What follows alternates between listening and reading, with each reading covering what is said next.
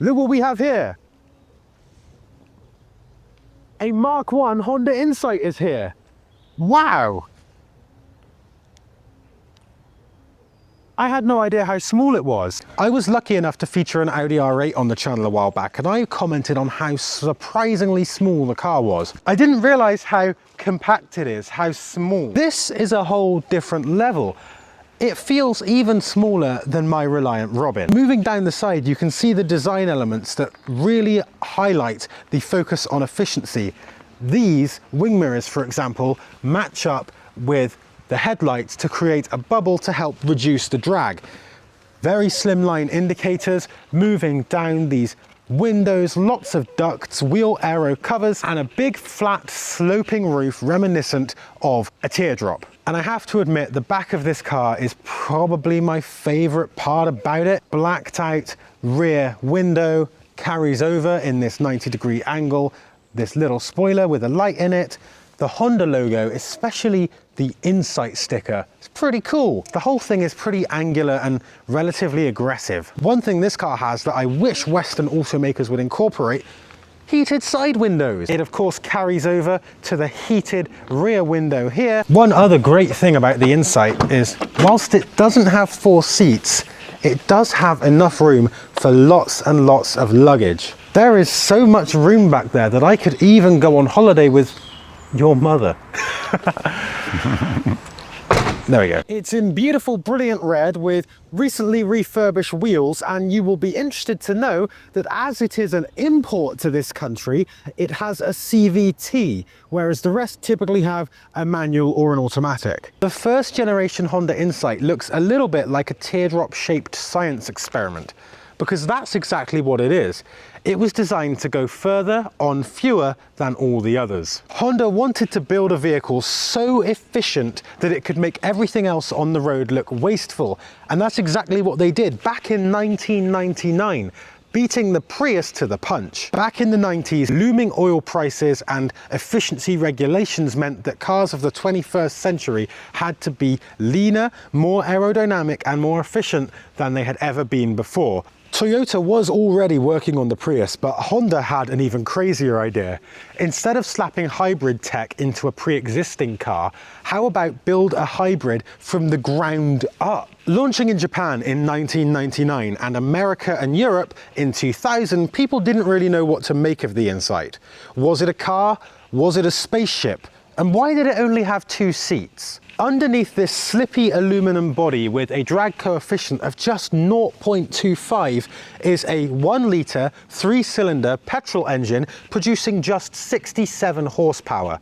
To give it a boost, Honda's integrated motor assist system, which is essentially an electric motor sandwiched between the engine and the gearbox, bumps the total figure up to 73. Not Ferrari numbers, but certainly enough to pull out the odd overtake. Whilst official numbers can be a little confusing, the 5-speed manual option is typically regarded as slightly more economical than this, a CVT. Even so, the owner Mark explains that he's had over 80 miles per gallon on the motorway. Whilst enthusiasts generally prefer the 5-speed manual, the CVT brings an entirely new use case to the Insight. With that transmission, this is no longer a motorway hypermiler, but also an inner city commuter with no need to constantly shift whenever you're stuck in traffic. And another interesting fact is that the CVT version was actually the first hybrid ever sold in America, meaning it beat the Prius by 7 whole months. Without that option, I reckon Honda would have had a hard time selling these outside of Japan. Of course, the CVT wasn't perfect. Several users reported that because it keeps the car in its peak efficiency period at all times, sometimes the manuals feel a bit faster. Many people view the looks of the Insight as rather divisive, but every single design choice, every curve, every crease has a purpose, ensuring that this car can slip through the air with as little resistance as possible, which is one of the reasons it's so incredibly efficient. Owning a car like this is something that only a self-confessed Honda nut would do, and thankfully we have one of those to hand. Mark, welcome. Okay. This is your Mark 1 Insight. It is, yeah. And how long have you had it? Literally only since March of this year. Oh, okay. Quite a recent acquisition then. Yeah. It's been in the back of my mind, I think, for probably 26 years. So I can remember reading about them in car magazines. And it's just sat in the back of my mind. You make the mistake, don't you? Go looking and then you find one. Yeah. And then you buy one. So how long was it from thinking, oh, I wouldn't mind one of those? Not very. Yeah. Like very quick. Not very. And what's the mileage on this one? This is quite low actually, 100,000. 100,000 K? Yeah, So no, 100,000 miles. 100,000 miles, Yeah, got it. So like which, 100. but as I say, I mean, they do skyrocket miles. It's mad. Yeah, I saw one recently, it was up nearly at 1 million. Oh yeah, he was really pissed, wasn't he, because the crankshaft broke. Yes. He'd only done 990,000 miles. Yeah. Yeah, so unreliable, Honda. Do better next time, please. Why in particular was it stuck in your head for that long? What is it about this? So the look of the thing and the engineering. One of the reasons I like Honda so much, whether it's cars, bikes, I mean, I've even got a Honda lawnmower for God's sake. The engineering quality is second to none, really. Yeah. It's also usable. You know, it's aluminium body, aluminium suspension. There's a bit of magnesium in the wheels as well. It was made alongside the NSX. Wow. At least the first few production ones were, because unlike the NSX, they only had very experienced Honda technicians working on the NSX because it's aluminium. They'd not worked in aluminium before, so it was made alongside the NSX. The initial batch were. But having driven the thing, it's just mad. You'd think, and I thought it'd just be a little tin box runaround. Yeah. I think Honda missed a trick with this, and I joked with my friend that it's a mini NSX. Really? And it is, I think, I'm going to stick with it because the body shell and the chassis are so stiff. Yeah. I mean, you jack it up any corner, the whole car comes up. And there's no flex. And you really feel it in the cornering. It's so flat, and even on the skinny tyres. And then when the electric motor kicks in, it's like a little turbo. Oh my God. It's mad. We've got to experience that. Yeah. Can we go out and experience that? We most certainly can. Yes. So this is my first time being a passenger in an Insight, and immediately I've realised it's relatively low down. I feel like I'm kind of in a sports car, which goes back to what you said about the whole NSX. Oh my God. Okay. All right, that actually shifts. I like that. Yeah, it surprised me as well. Because I'd heard that these were relatively sluggish, but that is not the case. Not at all, no. So we're going to get out on the main road and hit it and see what happens.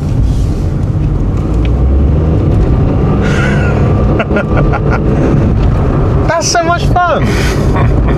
Oh my God. Okay, lesson learned. I had no idea that hybrids could be this fun. I assumed it was relatively slow, but it's just so light. You've got the same effect as with electric vehicles, that instant torque.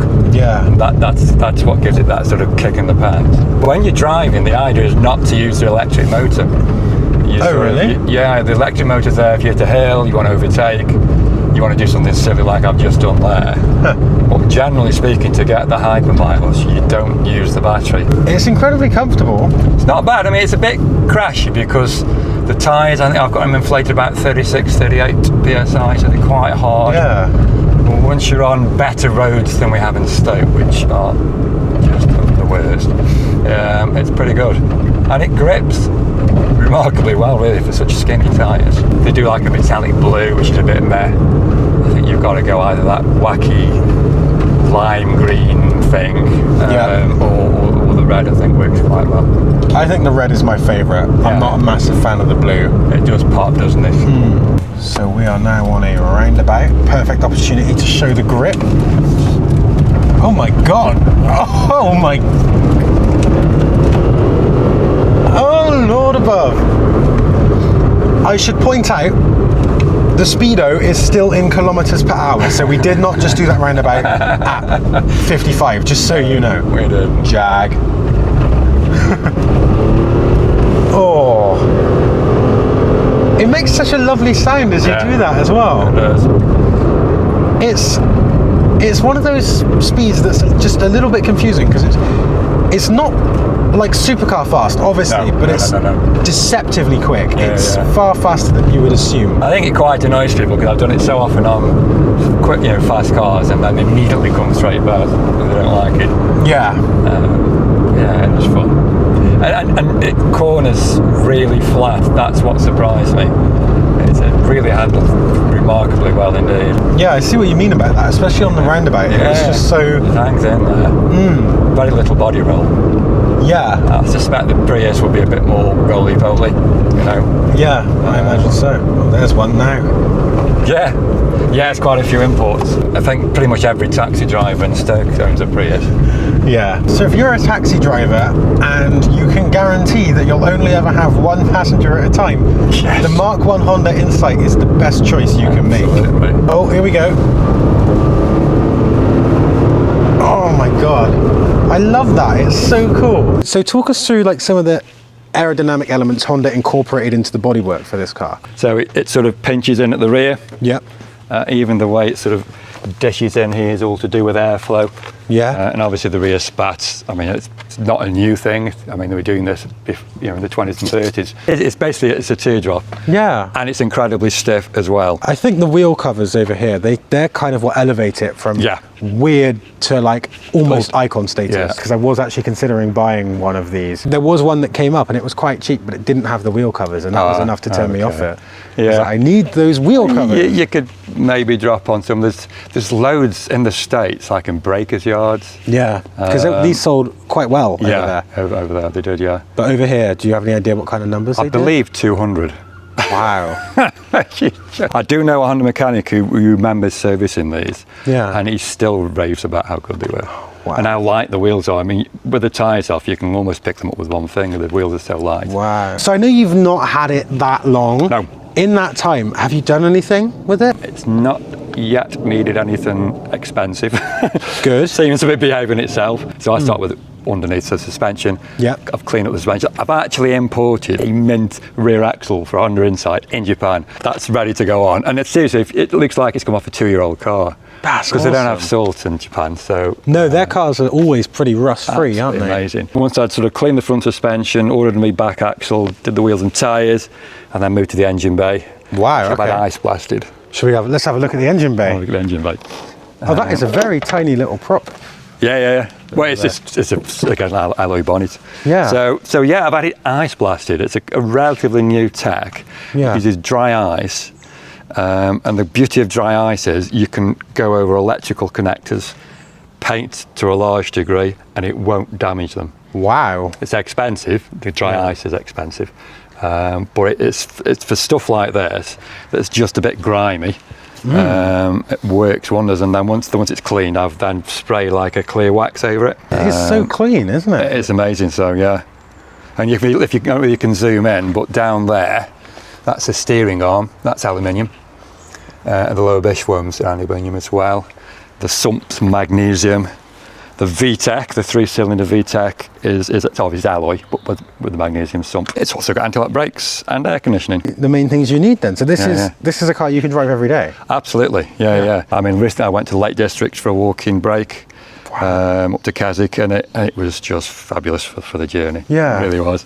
There's a chap in the UK and there was a guy in the States. They got together to build brand new batteries, and this has one of his batteries on it. And that's a new battery? Or is that a brand new? No, it's a brand new. That's incredible. That's incredible. Wow. Yeah. Oh, and by the way, if you're enjoying this video, you may be interested to know that I've now started a Patreon. If you go over there, you can get exclusive access to my videos early, you can get bonus content, the ability to DM with me, and you'll get your name in the credits. If you can't or don't want to though, simply get in touch with me on the comments down below, because leaving a comment like that is more valuable than any other form of engagement. Back to the video. Unfortunately, as is a theme with the cars that I end up liking, this was not a commercial success. Between 1999 and 2006, Honda only sold 17,000 of these. Meanwhile, Toyota sold hundreds of thousands of Prius. Prius? Prii? Priuses. The Insight's hyper-focusing on efficiency and aerodynamics, as well as the compromises of only 2 seats and not a lot of space, means that Toyota's Prius, with its conventional hatchback body and room for 5 people, clearly was the easier car to live with.